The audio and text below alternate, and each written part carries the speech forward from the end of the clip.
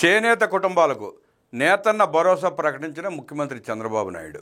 రాష్ట్రంలోని చేనేత కళాకారుల ఆదాయాన్ని రెట్టింపు చేయడమే కూటమి ప్రభుత్వ లక్ష్యమని ముఖ్యమంత్రి చంద్రబాబు నాయుడు స్పష్టం చేశారు. నేతన్న భరోసా కింద ఏడాదికి ఒక్కొక్క చేనేత కుటుంబానికి 25,000 రూపాయల చొప్పున ఆర్థిక సాయాన్ని అందిస్తామని ప్రకటించారు.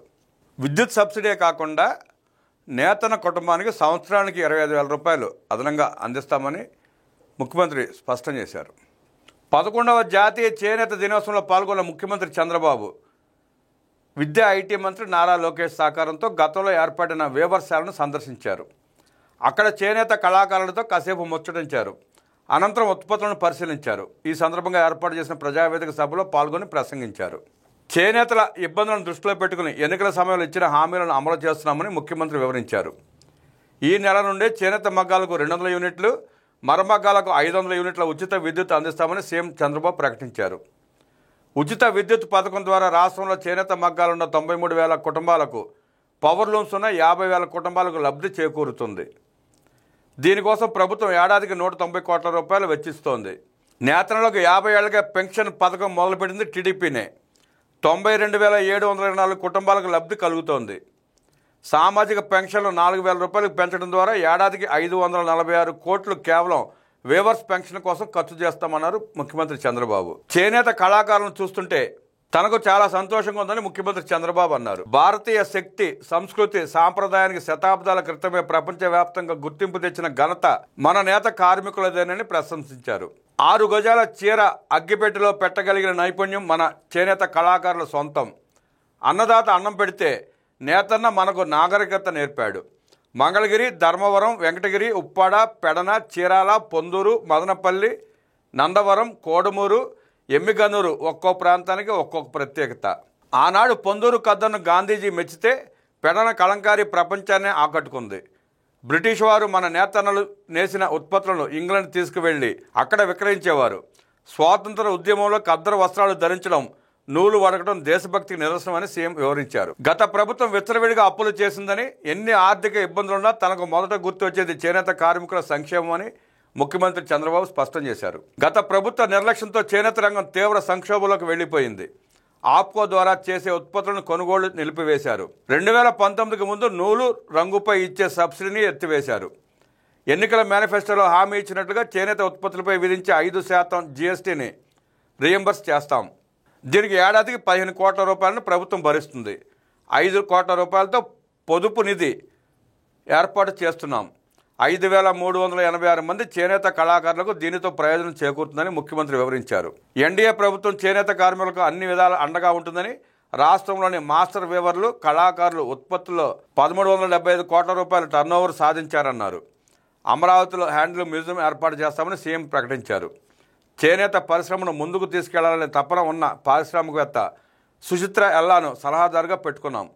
1 ప్రోడక్ట్ 1 డిస్ట్రిక్ట్ కింద రాష్ట్రానికి వచ్చిన 9 అవార్డుల్లో 4 చేనేత రంగానికే వచ్చాయి. ఓఎన్డీసీ ద్వారా ఉత్పత్తుల మార్కెట్ విస్తరిస్తున్నాం. ఇప్పటికే 2,000 చేనేత ఉత్పత్తులు ఓఎన్డీసీలో నమోదయ్యాయి. చేనేతకు చేయూతనిచ్చేందుకు నేషనల్ రూరల్ లైవ్లీహుడ్ మిషన్ కింద 5 చోట్ల కొత్త హ్యాండ్లూమ్ క్లస్టర్లను ప్రారంభిస్తున్నాం. మంగళగిరి, వెంకటగిరి, ఉప్పాడ, శ్రీకాళహస్తి, రాజాంలో 74 కోట్ల రూపాయలతో ఈ క్లస్టర్ల ఏర్పాటు జరుగుతోంది. వీటి ద్వారా 11,374 మంది చేనేత మహిళలకు లబ్ధి కలుగుతుంది అని ముఖ్యమంత్రి వివరించారు. చేనేత వర్గాల ప్రయోజనం కోసం సత్యాగ్రహం చేసిన చేనేత సూర్యుడు ప్రగడ కోటయ్య జయంతిని ప్రభుత్వం తరపున అధికారికంగా నిర్వహిస్తామని ముఖ్యమంత్రి చంద్రబాబు ప్రకటించారు. విజయవాడ, గుంటూరు జాతీయ రహదారిపై ఎన్ఆర్ఐ ఆసుపత్రి సమీపంలో ఏర్పాటు చేసిన చేనేత సర్కిల్లో ప్రగడ కోటయ్య కాంస్య విగ్రహాన్ని ఏర్పాటు చేస్తామన్నారు. టీడీపీకి చేనేత కార్మికులకు మధ్య అవినాభావ సంబంధం ఉందని సీఎం చంద్రబాబు అన్నారు. అధికారంలోకి వచ్చిన మొదటి ఏడాదినే నాటి ముఖ్యమంత్రి ఎన్టీఆర్ సగం ధరకే చీర, దోవతి ప్రవేశపెట్టి నేతలకు ఉపాధి కల్పించారని చంద్రబాబు గుర్తు చేశారు. రాష్ట్రంలో వ్యవసాయ రంగం తర్వాత అత్యధిక మంది ఆధారపడి జీవిస్తున్న రంగం చేనేత రంగం. దాదాపు 122,644 కుటుంబాలు ఈ రంగంలో ఉన్నాయి. అధికారంలో ఉంటే మేలు చేశాను, ప్రతిపక్షంలో ఉంటే మీ తరపున పోరాటాలు చేశాం. 2014-19 మధ్య 110 కోట్ల రూపాయలతో చేనేత కళాకారుల రుణాలు మాఫీ చేశాం. 55,500 మంది కార్మికులకు 2 లక్షల రూపాయల చొప్పున 27 కోట్ల రూపాయలు రుణాలు ఇచ్చాం. 90,765 కుటుంబాలకు 100 యూనిట్ల వరకు ఉచిత విద్యుత్ ఇచ్చాం. మరమగ్గాల కొనుగోలుకు 50% రాయితీ ఇచ్చి 80 కోట్ల రూపాయలు ఖర్చు చేశామని ముఖ్యమంత్రి వివరించారు. పార్టీ ఆవిర్భావం నుంచి మంగళగిరిలో టీడీపీ ఒక్కసారి మాత్రమే గెలిచిందని, అందుకే ఆలోచించి పోటీ చేసే నియోజకవర్గం ఎంపిక చేసుకోవాలని గతంలో తాను లోకేష్కు సూచించారని సీఎం చంద్రబాబు అన్నారు. అయినా లోకేష్ మంగళగిరిలోనే పోటీ చేసి మొదటిసారి 5,000 ఓట్ల తేడాతో ఓడిన చోటే మళ్లీ 91,000 మెజార్టీతో గెలిచారని అన్నారు.